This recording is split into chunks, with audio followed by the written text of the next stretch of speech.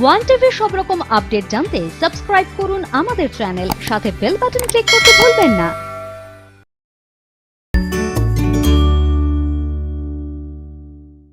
কথা ও কবিতার আরও একটি পর্বে আপনাদের সকলকে জানাই শুভ সন্ধ্যা এবং সুস্বাগতম। কথা ও কবিতার আসর মানেই আপনারা জানেন একেবারে জমে ওঠে কবিতায়, কথায়, আড্ডায়।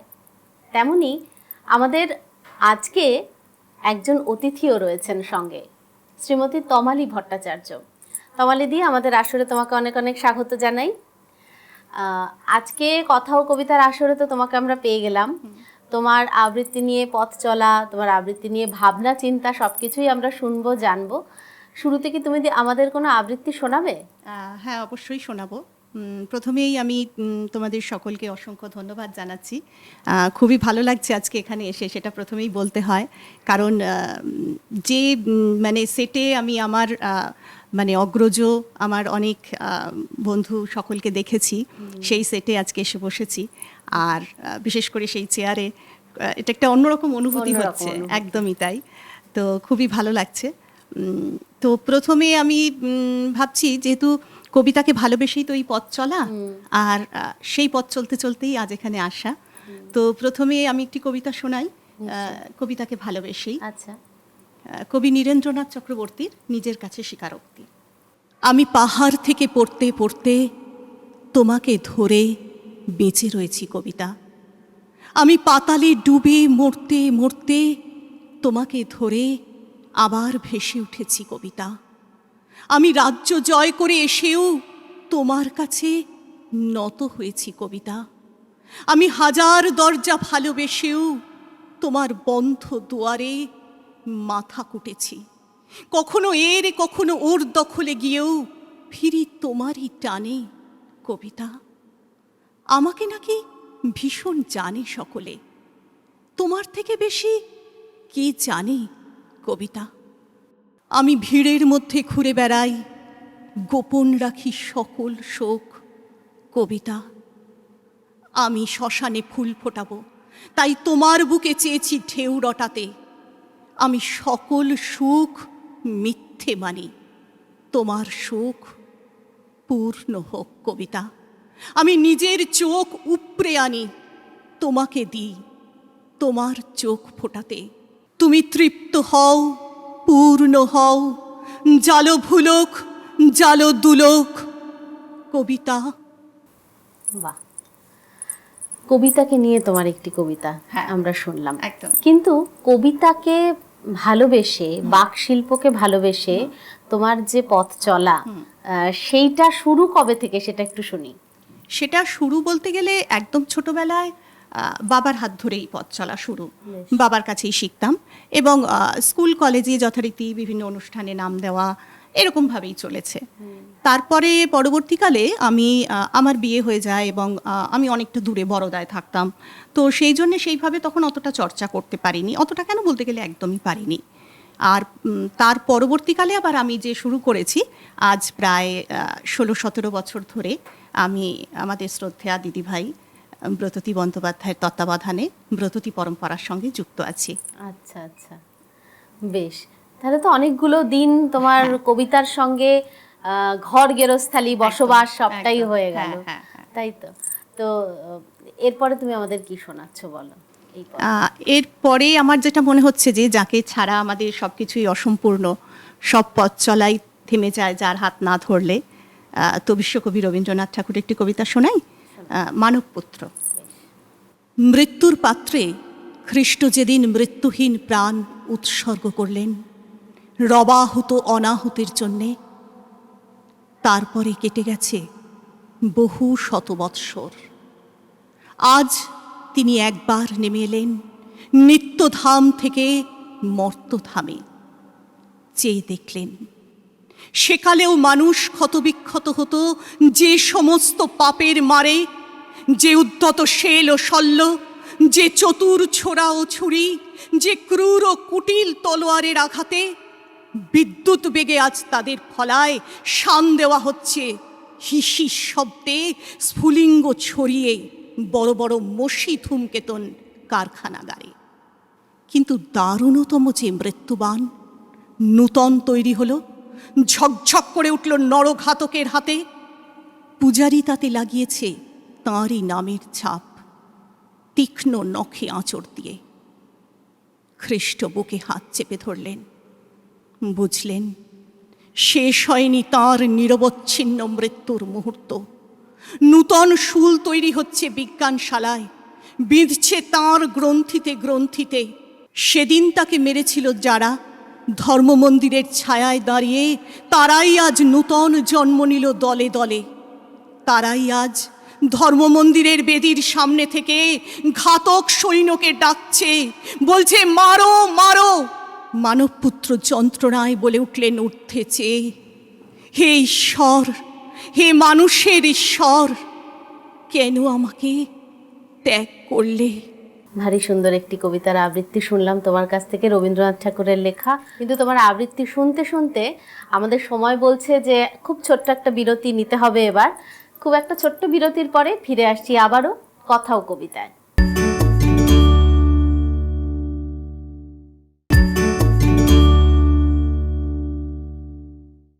কথা ও কবিতার আসর আপনাদের সকলের জন্য। আপনিও যদি আপনার আবৃত্তি নিয়ে, আপনার লেখা কবিতা নিয়ে চলে আসতে চান আমাদের এই আসরে, তাহলে অবশ্যই যোগাযোগ করতে পারেন আমাদের এই ফোন নাম্বারে 9433531731। কথা ও কবিতায় বিরতির পরে ফিরে এলাম। আমাদের সঙ্গে রয়েছেন শ্রীমতী তমালী ভট্টাচার্য। তমালী দি, তোমার আবৃত্তি শুনছি, তোমার সঙ্গে গল্প করছি।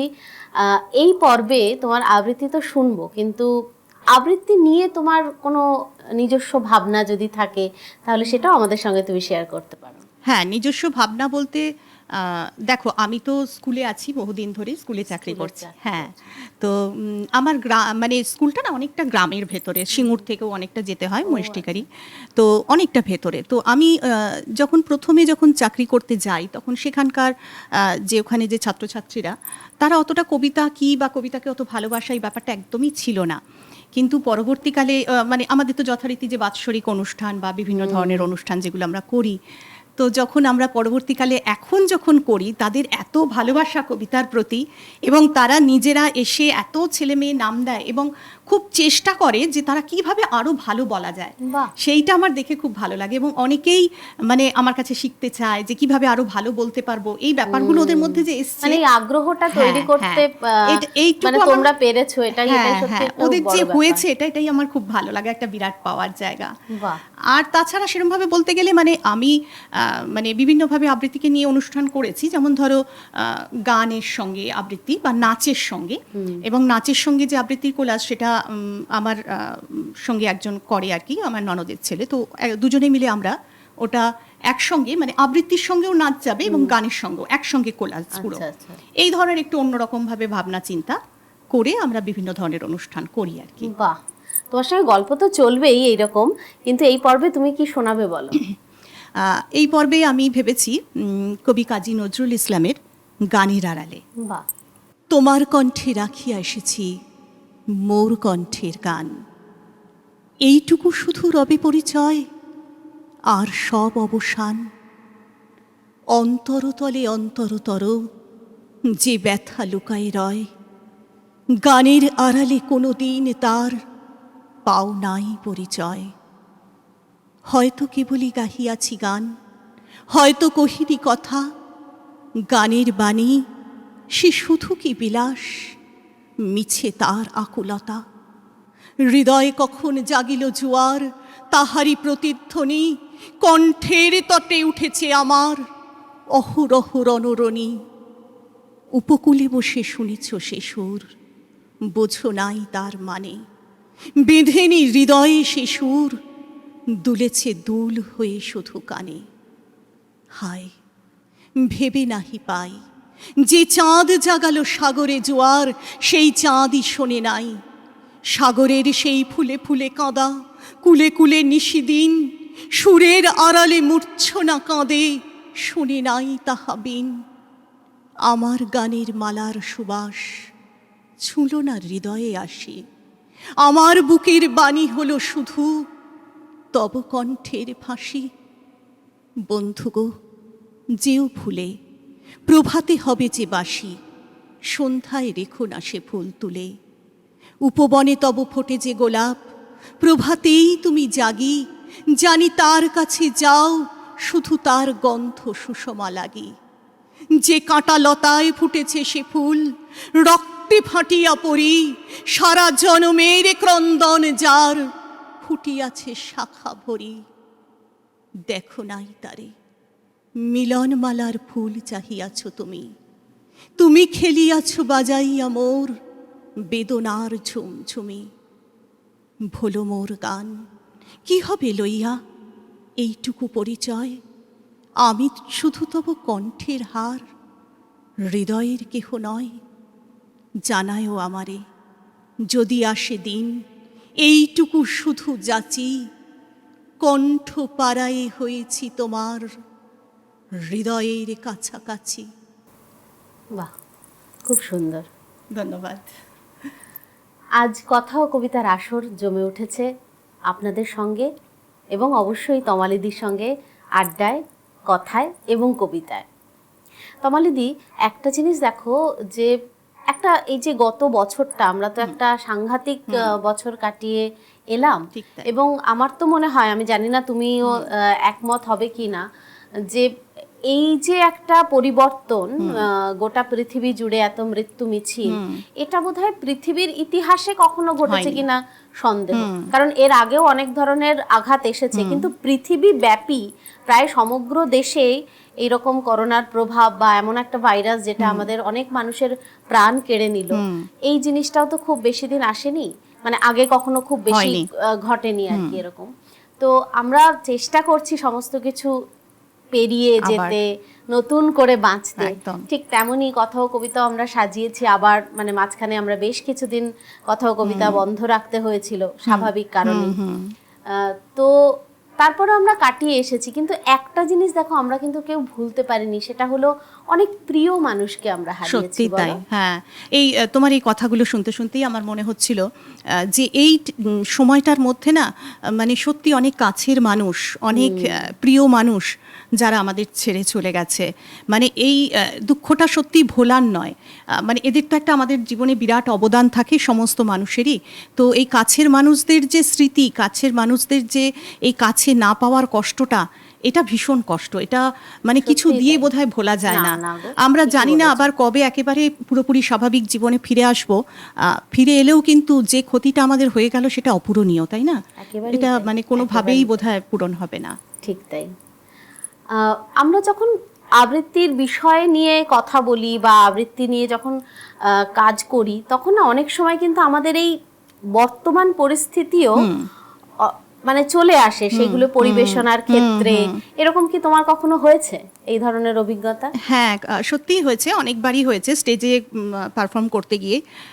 যেমন 23শে জানুয়ারি অনেক সময় অনুষ্ঠান থাকে, তো ওই আমি সুভাষ যে কবিতাটি, শুভ দাশগুপ্তর, তো সেই ওই কবিতাটি বলার সময় আমার খুব মনে আছে যে আমি মানে একটু ইন্ট্রোডাকশন জাস্ট করেছিলাম যে নেতাজি সুভাষচন্দ্র বসু তো সত্যি মানে আমাদের সকলের বিশ্বাস, মানে আমি বলেছিলাম আমারও বিশ্বাস, আমাদের সকলের বিশ্বাস, এবং যারা আমার সামনে বসে আছেন সকলেরই বিশ্বাস যে তিনি আছেন, থাকবেন আমাদের জীবনে এবং সবসময়ই রয়েছেন আমাদের সমস্ত কাজের মধ্যে।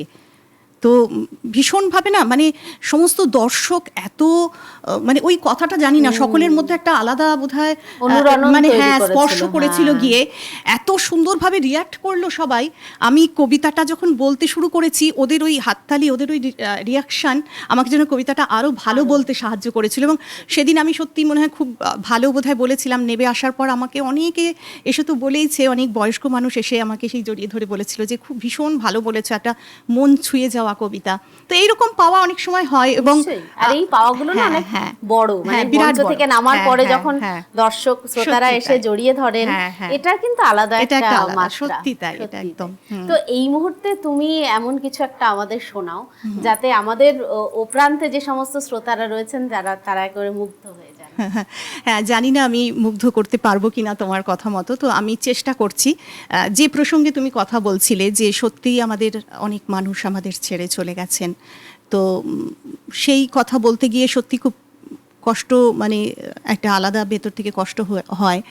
তো যতই হোক যাই হোক এই ভেঙে যাওয়া বা থেমে থাকা তো আমাদের জীবন নয়, এগিয়ে যাওয়াই জীবন। তো সেই কথা বলতে গিয়েই আমি কবি সুভাষ মুখোপাধ্যায়ের ভেঙো নাকো শুধু ভাঙা নয় কবিতাটি শোনাচ্ছি। ভেঙো নাকো শুধু ভাঙা নয়, চাষের জন্য যে জমিটা পেলে ভালো হয় সে তো ঠিক বালি চিকচিক ডাঙা নয়। দেখো দেখো ওই ছোট্ট সবুজ উঠোনেই হামাগুড়ি দেয়, ব্যথা পেলে কাঁদে, পড়ে গেলে ঠেলে ওঠে ফের। ছোট ছোট দুটো মুঠো দিয়ে বাঁধে স্বাদ আহ্লাদ আমাদের। হাত ছেড়ে দিলে দেওয়ালটা ধরে করে হাঁটি হাঁটি পা পা, ভুলে যেন তাকে দিও নাকো মাটি চাপা। ভেঙো নাকো শুধু ভাঙা নয়, এখনো আকাশ সূর্যের রঙে রাঙা নয়। শিয়রে দাঁড়িয়ে থাবা তুলে আছে গলিত নখ এ রাত্রে। তবু যদি একটি দুটি করেও পাপড়ি খসে যায়, কাছে থেকো, পাছে কোনো মদমত্ত হাতির পায়ে সেটুকুও হয় থেঁতো। ক্রমাগত চোখ রাঙিয়ে রাঙিয়ে যারা হয়ে গেছে অন্ধ, তাদের নাকের কাছে ধরে দিও ফুলের একটু গন্ধ। ভেঙো নাকো শুধু ভাঙা নয়, মৃত্যুটা যত বড়ই হোক না, জীবনের চেয়ে এমন কিছু সে ঢেঙা নয়।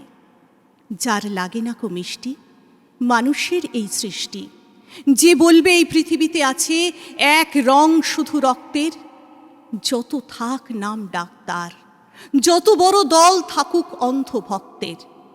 টেকে কি না টেকে একবার ভালো কবিরাজ দেখে অচিরে দেখানো দরকার। ভেঙো নাকো শুধু ভাঙা নয়, মন দাও আজ এর চেয়ে আরো তাজা রঙে এঁকে দেশ জুড়ে আরো ভালো এক ছবি টাঙানোয়।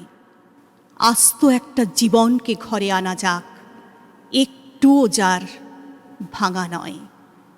ভেঙো নাকো শুধু ভাঙা নয়। সত্যিই তাই, আস্ত একটা জীবন, সে জীবন তো মৃত্যুর চেয়ে ঢেঙা নয়। একদম জীবনের জয়গান কবি এই কবিতার মধ্যে দিয়ে একদম বলেছেন। একদমই।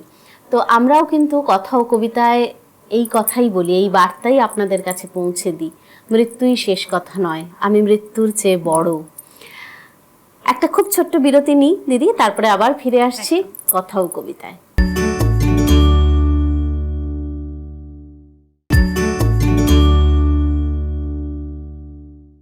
বিরতির পর ফিরে এলাম কথা ও কবিতায়।